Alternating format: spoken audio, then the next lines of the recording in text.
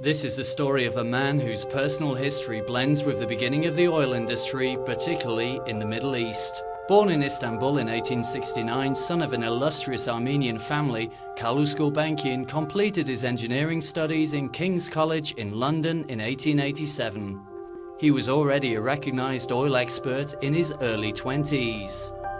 Carlos Gulbenkian was one of the founders of the Turkish Petroleum Company, which later became the Iraq Petroleum Company. He held a 5% share of the company, from which his nickname Mr. 5% derived. He was also a key participant in the creation of the Royal Dutch Shell Group.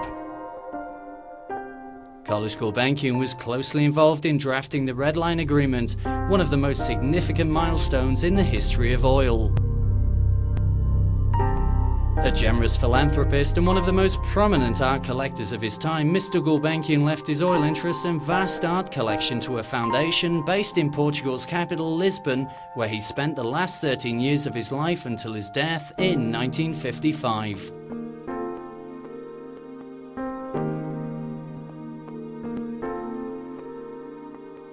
With its origins dating back to Carlos Gulbenkian's oil interests, Partex has its activities spread across 8 countries on 4 different continents. The group is organized by geographical area, holding interests in concessions and joint ventures engaged in upstream activities related to the oil and gas industry, including exploration, development, production and sales.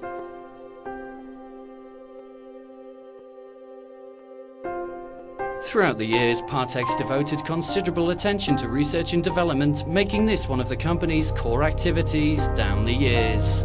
With its own resources or through partnerships with third parties, Partex has developed a considerable amount of work in areas such as new algorithms to characterize fractured reservoirs, use of seismic information to improve reservoir modeling and compositional simulation studies, research on processes to enhance separation of gas from oil. 4 major elements will shape the future of Partex. First, the renewal of the portfolio of oil and gas reserves through the consolidation and extension of existing partnerships.